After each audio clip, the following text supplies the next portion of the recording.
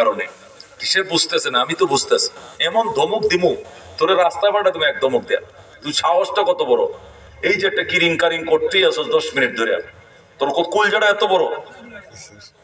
ও এই যে বড় ডিজের টেলিভিশন আছে, আমেরিকার থেকে দেখতেছে, যে সারা তাম পৃথিবীর থেকে দেখতেছে যে বড়গুলো, এডি আরো আধা ঘন্টা আগে ফিট করছে। তুমি তখন কই আসলা? এ রহমত আলী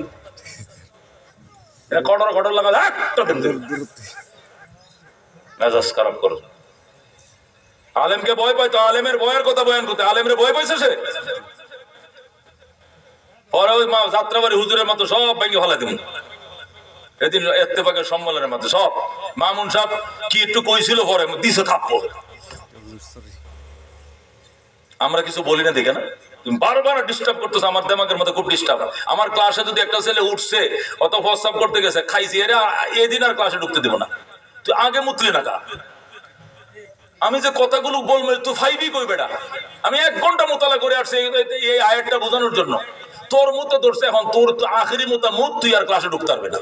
এটা তো বাইর করছি এই ক্লাসে ঢুকতে প্রিন্সিপাল সুপারিশ করছে, আমি না হবে না, এরা ঢুকতে দিব না।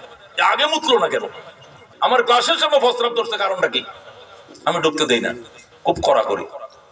দামি কথাগুলো বলতেছে, মানুষ সুন্দর শুনতেছে, কি একটা কটর কটর লাগাইছে না, এমনি কয়েক করে শীত করে ডিজাইন করে।